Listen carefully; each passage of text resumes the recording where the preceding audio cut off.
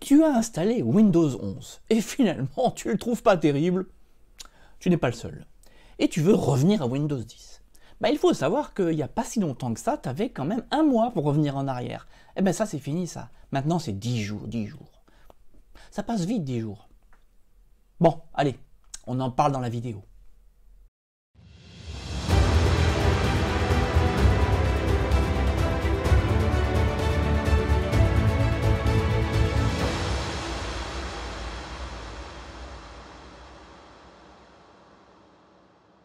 Bonjour à toutes et à tous, bienvenue dans une nouvelle vidéo de votre chaîne SOS PC.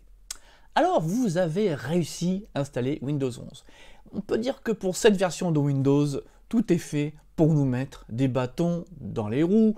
On a l'impression qu'on est quand même et toujours, depuis quelques années déjà, des bêta-testeurs. Bon, allez, quoi qu'il en soit, Windows 11 est là, vous l'essayez, vous le manipulez, et puis vous vous rendez compte que finalement...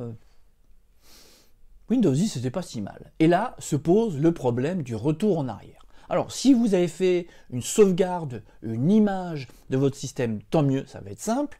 Par contre, si comme malheureusement la majorité des utilisateurs, vous avez fait une migration habituelle, il faut le savoir, vous n'avez que 10 jours, 10 petits jours pour revenir en arrière. Car au-delà de ces 10 jours, eh bien, le système efface la sauvegarde qu'il a faite de votre système précédent et vous ne pouvez plus revenir en arrière. Vous pouvez bien sûr réinstaller Windows 10 donc, mais il faudra formater et donc tout perdre. Alors, déjà pour information, pour celles et ceux qui auraient oublié, cette limitation à 10 jours, elle n'est pas si vieille que ça. Elle date de 2016.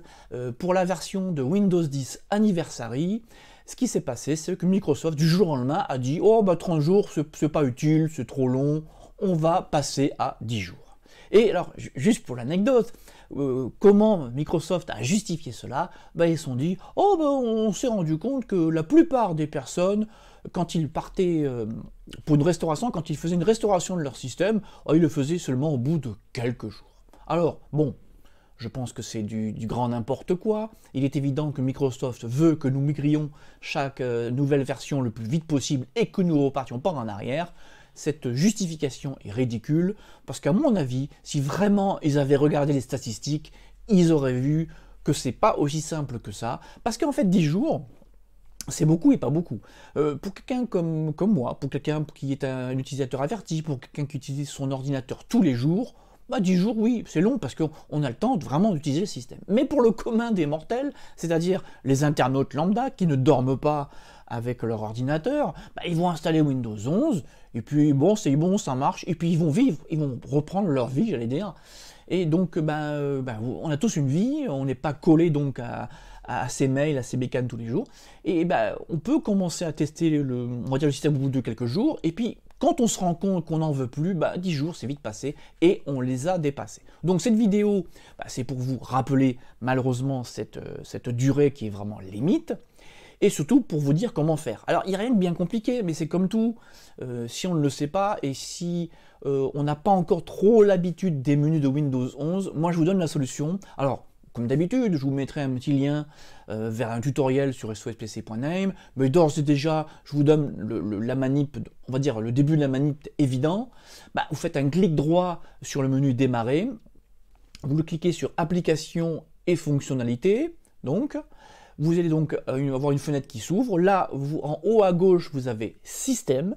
Et vous descendez tout en bas, vous avez, que je dis pas de bêtises, parce que du coup j'ai allumé un PC tout à l'heure, voilà, tout en bas vous avez récupération, voilà, bon, voilà. Et dans récupération, vous aurez diverses options, comme réinitialiser le PC par exemple, ou quelques réglages, ou alors revenir en arrière. Alors, je tiens à le dire, si ça se passe en général plutôt bien, il y a quand même des cas où malheureusement cette restauration se passe mal et soit Windows arrive à revenir à Windows 11, soit il n'y arrive pas et là vous n'avez plus d'ordinateur, c'est planté.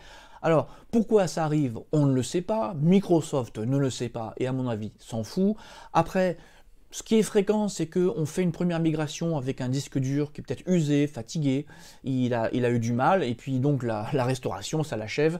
Il y a beaucoup plus de disques durs qui lâchent qu'on ne le croit, car en général, quand on fait une migration d'un système vers un nouveau, il s'est écoulé en minimum 4 à 5 ans, c'est la durée moyenne, je dis bien moyenne, de fonctionnement, de durée de vie d'un disque dur qu'on utiliserait quotidiennement et de façon, j'allais dire, importante, intensive. Voilà, donc cette vidéo, c'était pour vous prévenir, pour vous donner la manip, et donc dans la zone de commentaires, j'aimerais savoir si parmi vous, beaucoup, ont réussi à installer Windows 11, mais surtout si certains d'entre vous ont décidé de revenir à Windows 10, et moi j'aimerais bien savoir pourquoi. Voilà, est-ce que c'est l'esthétique? Est-ce que c'est le système de menu? Est-ce que vous avez eu un problème de performance? Est-ce que vous avez un logiciel que vous aimez bien qui a refusé de fonctionner avec Windows 11? Je sais pas, il peut y avoir plein de raisons qui peuvent vous pousser à revenir, j'allais dire, à l'ancienne crèmerie. Voilà, bon, sachant que quoi qu'il arrive, dans quelques années, ben, vous serez un peu obligé, mais ça, c'est une autre histoire. Sur ce, je vous laisse.